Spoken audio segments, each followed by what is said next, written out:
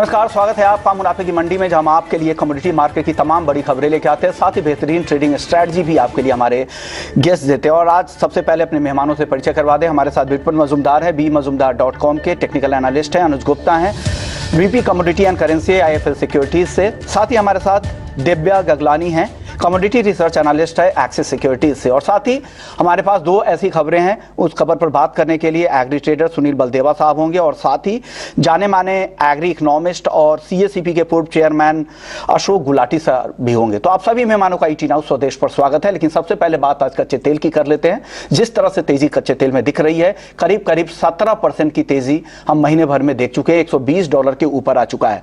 इस पर हमने एक बड़े एक्सपर्ट से भी बात की, फरीउद्दीन साहब से बात की थी, ET नाउ से बात हुई थी उनकी। उन्होंने क्या कहा था वो सबसे पहले आपको बता देते हैं। उनका मानना है कि क्रूड के दाम 85 से $90 के बीच में आगे रहने चाहिए, मतलब यहाँ पर आके बाजार यहाँ पर सेटल हो सकता है। युद्ध खत्म होने के बाद और यूरोप के प्रतिबंध हटने पर दाम में तेजी से गिरावट आएगी। साथ ही उन्होंने कहा कि ग्लोबल मंदी की आशंका 20% से भी 25% से भी कम है। साथ ही उनका यह भी मानना था कि प्रतिबंध और मांग में कमी आने से रूस युद्ध रोकने वाला नहीं है। स्ट्रैटेजिक रिजर्व से कच्चे तेल की काफी मात्रा निकाली गई थी। कुछ बड़े बयान उनकी तरफ से आया। लेकिन क्रूड में अब आपको आज क्या करना चाहिए, ये सबसे पहले बात कर लेते हैं। अनुज जी, क्या लग रहा है कच्चे तेल को लेकर? जिस तरह की तेजी दिख रही है, क्या अभी यहां से और तेजी की गुंजाइश दिख रही है क्या आपको? विष्णुमोहन जी, गुड मॉर्निंग। देखिए, क्रूड का भाव आप देखें तो $120 के आसपास ट्रेड कर रहा है, और MCX में भी देखें तो करीबन 9,200 के ऊपर ट्रेड करता हुआ दिखाई दे रहा है। जिस तरीके से डिमांड यहाँ पर बढ़ी है, हमने देखा था लास्ट वीक US की इन्वेंट्री करीबन 5 मिलियन बैरल से डाउन होती हुई दिखाई दी थी, जिससे हमने काफ़ी चेक्स भावों में सपोर्ट आते हुए देखा था। हालांकि OPEC मेंबर्स करीबन 6.5 लाख बैरल पर डे के हिसाब से प्रोडक्शन बढ़ाने में सहमत हो गए हैं, मगर अगर देखें तो 6.5 लाख काफ़ी कम क्वांटिटी है, क्योंकि जितनी डिमांड है करीबन 11-12 बैरल पर डे के हिसाब से जो डिमांड है उसके मुकाबले काफ़ी कम जो है यहाँ पर सप्लाई देखने को मिली है। हमें लगता है कि अभी भी सप्लाई साइड जो काफ़ी शॉर्टेज है, क्योंकि जिस तरीके से चाइना अब लॉकडाउन से ओपन होता हुआ दिखाई दिया है और एक्सपोर्ट इंपोर्ट का जो कॉरिडोर है वो स्टार्ट होता हुआ दिखा है, तो उससे कहीं ना कहीं जो डिमांड है कच्चे तेल की वो यहाँ पर बढ़ सकती है। और डिमांड का ही असर हम देख रहे हैं कि भाव अगेन अब $120-122 के आसपास ट्रेड करते हुए दिख रहे हैं। टेक्निकल पॉइंट ऑफ व्यू से अगर हम देखें तो यहाँ पे एक अच्छा खासा टेक्निकल ट्रेंड बना है, जो कि एक पॉजिटिव इंडिकेटर कर रहा है। साथ में US के अंदर ड्राइविंग सीजन स्टार्ट हुआ है, और आगे विंटर सीजन की डिमांड के चलते भी क्रूड में कुछ हम तेजी आते हुए देख रहे हैं। और साथ में हरिकेन सीजन जो है वो स्टार्ट होता हुआ दिख रहा है, जहां पर हम देखेंगे क्रूड ऑयल की जो यूनिट्स हैं, प्रोडक्शन यूनिट्स है, वो कुछ यहाँ पर बंद होती हुई दिखाई देंगी मेंटेनेंस के लिए, तो क्रूड की सप्लाई अगेन हट होती हुई दिखाई देगी। हमें लगता है कि अभी जो सिनेरियो है वो थोड़ा सा एक पॉजिटिव साइड में है, एक अप ट्रेंड में है। हमें लगता है कि जल्दी ही क्रूड के भाव 125 से लेकर $128 तक के लेवल को छू सकते हैं। MCX में हम मान के चल रहे हैं कि भाव ऊपर में 9,500 से लेकर 9,700 तक के लेवल को दिखा सकता है। तो जिस तरीके से फंडामेंटल फैक्टर्स में चेंजेस हैं और जो सप्लाई सबसे बड़ा डिस्ट्रप्शन है वो अभी भी कायम है, हमें लगता है कि उससे क्रूड के भावों को सपोर्ट मिलेगा और हम आगे क्रूड के भावों में तेजी आते हुए और देखेंगे। विपुल, आपको क्या लग रहा है, टेक्निकली कैसा दिख रहा है कच्चा तेल यहाँ से? देखिए, टेक्निकली तो चार्ट में मोमेंटम अभी पॉजिटिव में भी है, और एक inverted head and shoulder formation से मार्केट में तेजी दिख रहा है। लेकिन फिर इस रेट में मार्केट में थोड़ा सा लग रहा है कि थोड़ा करेक्टिव मूव होना चाहिए। और दूसरी बात जो एक फंडामेंटली अनुज ने बताया कि जिस बार का हरिकेन जो सीजन है, इस बार जो नोवा का प्रेडिक्शन है मेरे हिसाब से वो भी एबव नॉर्मल है। और दूसरा से और एक है गैसोलीन का डिमांड है US में, तो वो भी मार्केट का सपोर्टिव हो रहा है प्राइसेस के लिए।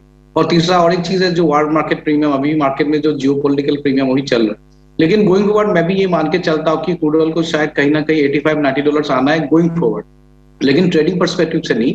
ट्रेडिंग पर्सपेक्टिव से देखिए, मार्केट में तो ये शॉर्ट टर्म में जो मोमेंटम है चलता रहेगा, but will take some time to stabilise. और अगर मैं आज के लिए क्रूड देखता हूँ तो मुझे लग रहा है इमीडिएटली मार्केट में एक शॉर्ट बनेगा। अगर वो ट्रेडिंग इमीडिएट प्राइसेस में देखते हैं तो मेरे हिसाब से 9,270 के आसपास अभी फिलहाल के लिए MCX का प्राइस चल रहा है। ये यहाँ से 100-150 रुपए का एक गिरावट दिख सकता है, और वहां से शायद थोड़ा सा बाइंग इमर्ज हो सकता है, क्योंकि ट्रेंड ऐसा हो रहा है कि यहाँ पे बहुत स्विंग्स रहेगा।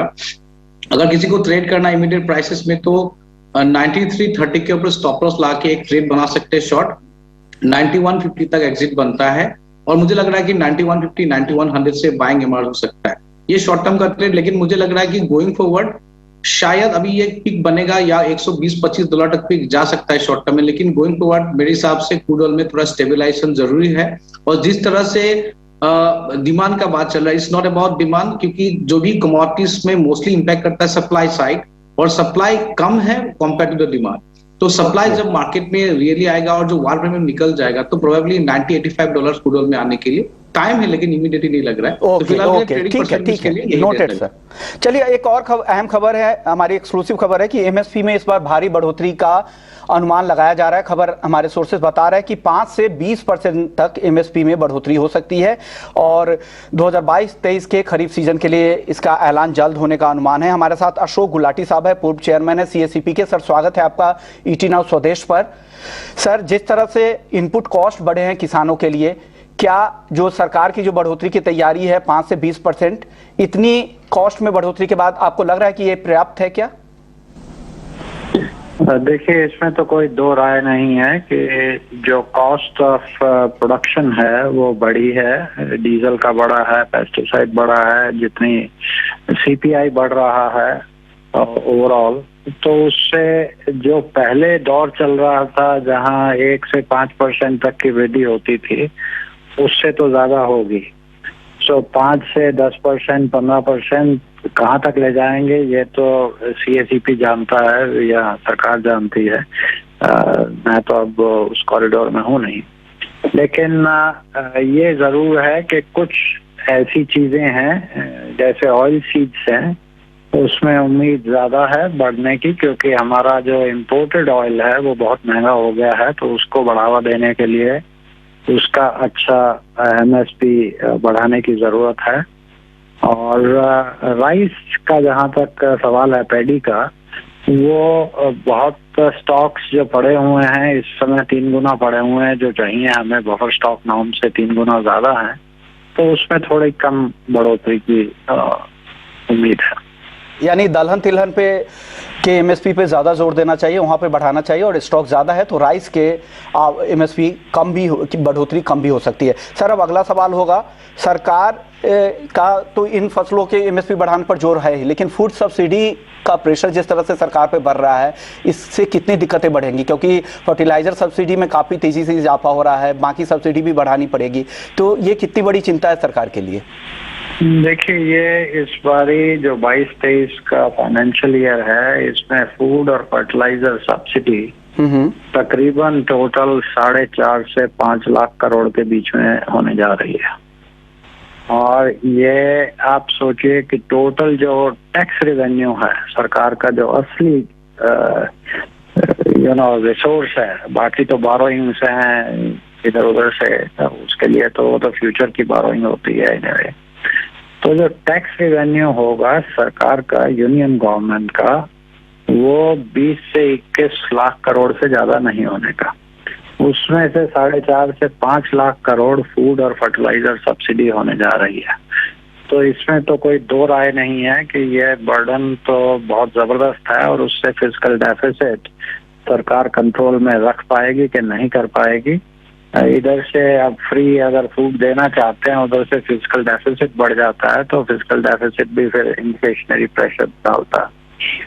तो जी। या तो ऐसे रिसोर्सेज और जनरेट करे, कुछ अपने एसेट्स बेचे, पब्लिक सेक्टर एंटरप्राइजेज हैं या पब्लिक सेक्टर बैंक्स हैं, या जैसे एयर इंडिया को बेचा उस तरह से एक मासिव प्रोग्राम एसेट मोनेटाइजेशन का हो, तो उससे कंट्रोल किया जा सकता है। लेकिन सब्सिडी तो ये दोनों में बहुत जबरदस्त है। ओके गुलाटी सर, अब आपसे आखिरी सवाल ये होगा, जिस तरह से मानसून में देरी हो रही है, हालांकि आईएमडी ने अनाउंस कर दिया है, लेकिन उस हिसाब की रफ्तार नहीं दिख रही है, तो क्या इससे इस बार बुआई पर असर होगा, दलहन बुआई पर और तिलहन की बुआई पर? साथ ही जिस तरह से कॉटन के दाम बढ़े हैं, तो महाराष्ट्र से ये भी खबर आ रही है कि कॉटन की तरफ ज़्यादा किसानों का फोकस है, तो क्या इससे दलहन उत्पादन और तिलहन उत्पादन पर कोई झटका लग सकता है क्या इस सीजन? देखिए, इसमें अब अगर आप देखें, तिलहन के दाम हैं वो भी बढ़े हैं, क्योंकि एडिबल ऑयल का प्राइस काफी बड़ा है, तो उस तरफ भी होता है। उधर से कॉटन के प्राइस बढ़े हैं, तो प्राइसेस तो इंटरनेशनल मार्केट में ऑलमोस्ट सभी चीजों के बढ़ रहे हैं सिवाय राइस के। तो वो फार्मर को फायदा हो सकता है। और जो मानसून का है वो अभी कहना बहुत ठीक नहीं होगा, क्योंकि जो आईएमडी ने कहा है कि मानसून नॉर्मल होने जा रही है, इनफैक्ट बेटर हो रही है कि 103% of the long period average. तो अभी तो आसार अच्छे ही लगते हैं कि जो सोइंग होगी वो ठीक हो जाएगी, और होपफुली इस बार भी बम्पर क्रॉप एक्सपेक्ट करेंगे हम। Thank you so much sir, आपने अपना वक्त निकाला ईटी नाउ स्वदेश के लिए और बताया कि क्या स्थिति है। इनको लग रहा है कि बम्पर क्रॉप की स्थिति इस बार भी है, क्योंकि मॉनसून का जो अनुमान है वो अपर साइड में ज़्यादा है 103%, जो पुराना अनुमान था 99% का शुरुआती अनुमान अप्रैल के महीने में, उसे बढ़ाकर आईएमडी ने 103% भी कर दिया था। तो उम्मीद है कि इस बार अच्छी बारिश होगी। हो सकता है शुरुआती देरी हो, लेकिन बुआई अच्छे होंगे और बम्पर उत्पादन का भी अनुमान है। चलिए, दालों पर भी बात करने के लिए हमारे साथ सुनील बलदेवा साहब है, जाने माने एग्री एक्सपर्ट है और जनरल सेक्रेटरी हैं एप्टा के। सर, स्वागत है आपका। सर, चने में काफी गिरावट आ गई है, एमएसपी से करीब करीब 20% नीचे भाव आ गया है, और कितनी नरमी आएगी, क्योंकि जो स्टॉकिस्ट है या जिनके पास जो ट्रेडर है वो काफी उनको परेशानी हो रही, क्योंकि इतने नीचे भाव की उम्मीद नहीं कर रहे थे किसी ने कि चने में इतनी गिरावट आएगी। क्या लग रहा है अब आगे? और महंगाई भी जिस तरह से जिस लेवल पे है, सरकार भी बहुत ज्यादा बढ़ने देगी नहीं, तो किस तरह से कैसे काम होगा? देखिए विश्व मोहन जी, मैं थोड़ा पीछे ले जाऊंगा। 2017 में 18 के बाद जब दालों में तेजी आई तो सरकार का केवल फोकस जो था दालों की तरफ था, दालों का प्रोडक्शन बढ़ाने की तरफ था।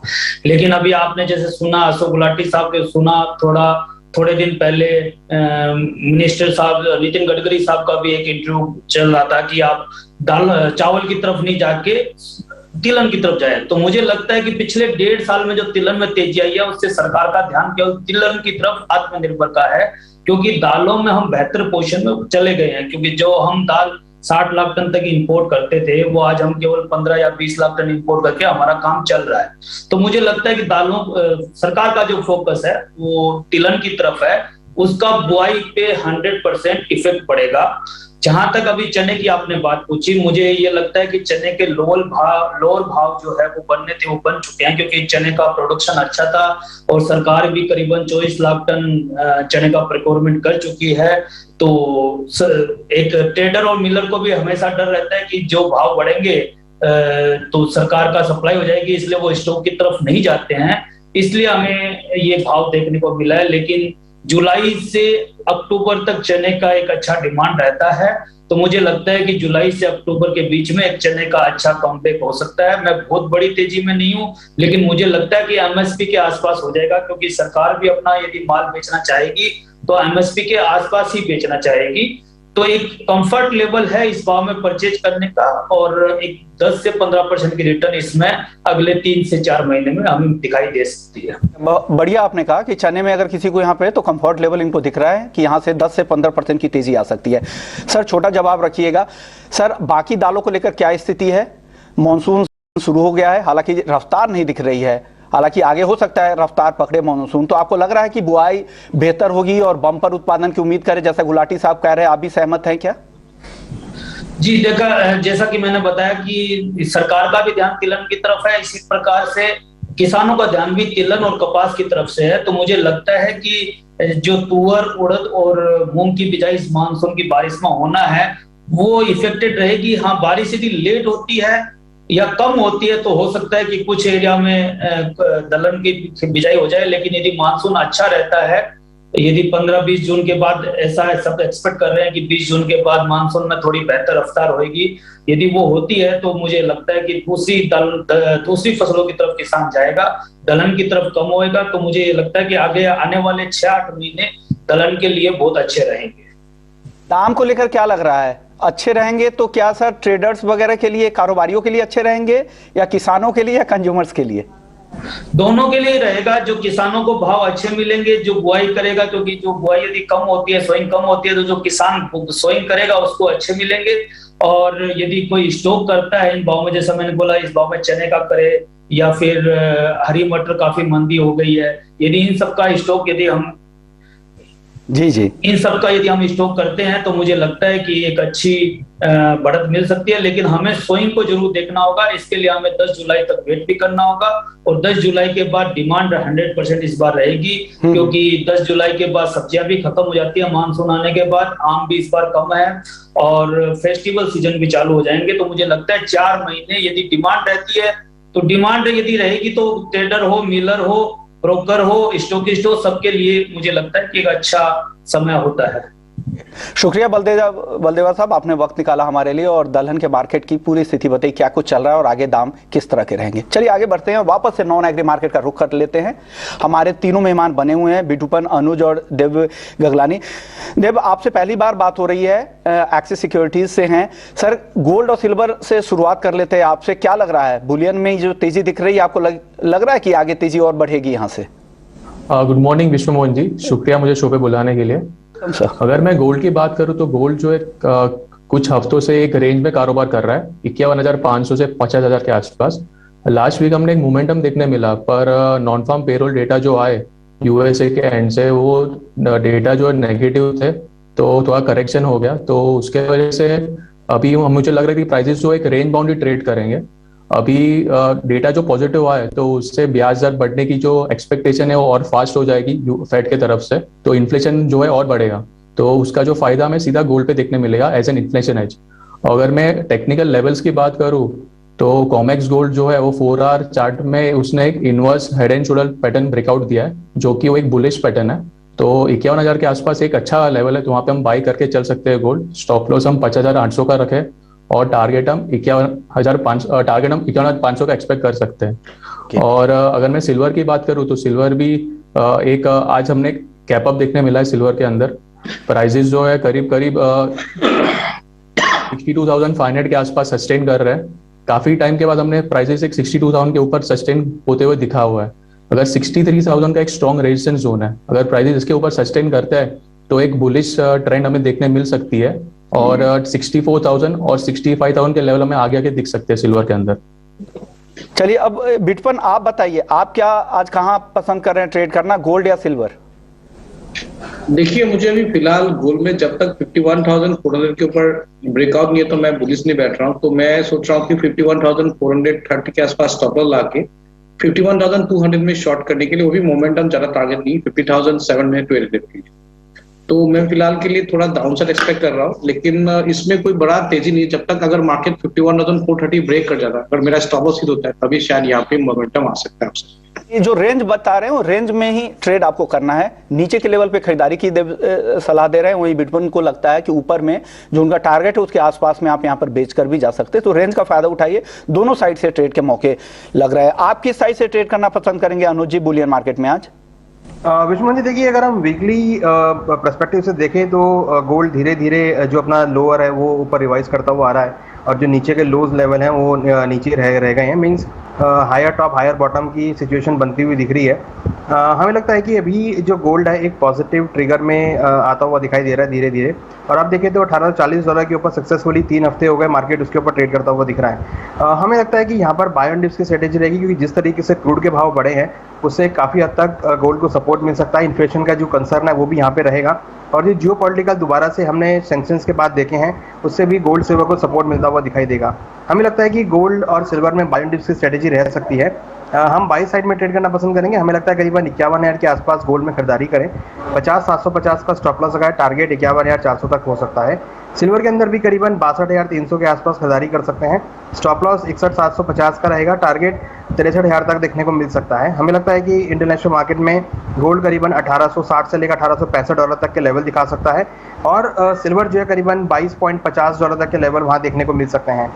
नो डाउट कि डॉलर इंडेक्स में गिरावट है और बॉन्ड यील्ड में डाउनसाइड आता हुआ दिखाई दिया है, तो उसमें गोल्ड और सिल्वर को सपोर्ट मिलेगा। ओके, चलिए देव, अब बेस मेटल्स की बात कर लेते हैं। बेस मेटल्स में कॉपर सबसे ज्यादा कमजोर दिख रहा है, यहाँ पर क्या करें, इस गिरावट पे खरीदे क्या कॉपर को?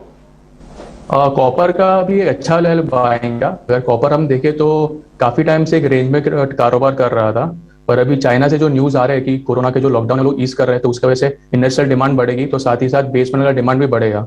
तो अभी कॉपर में एक कप एंड शोल्डर का ब्रेकआउट दिया हुआ है डेली चार्ट पे, जो कि एक पॉजिटिव साइन है।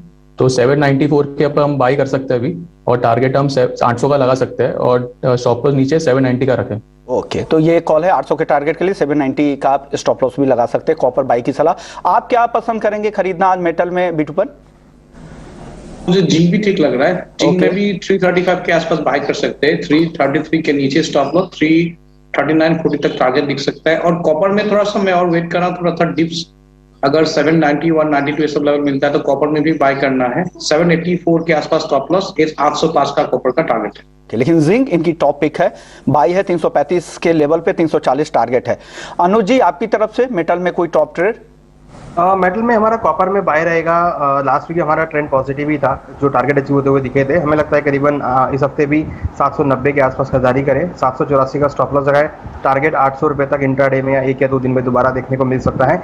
डिमांड बढ़ने की वजह से और इन्वेंट्री घटने से काफी हद तक कॉपर को सपोर्ट मिला है और वीकली पर्सपेक्टिव से टेक्निकल में ब्रेकआउट देखने को मिला है, जिससे कॉपर और बाकी बेस मेटल को सपोर्ट मिल सकता है। तो कॉपर बाय कर सकते हैं, साथ में जिंक और एल्युमिनियम के अंदर भी खरीदारी का ट्रेड बनाया जा सकता है। ओके अनुज जी फटाफट, वक्त कम है, ग्वारसीड और कैस्टर क्या ट्रेड करें आज?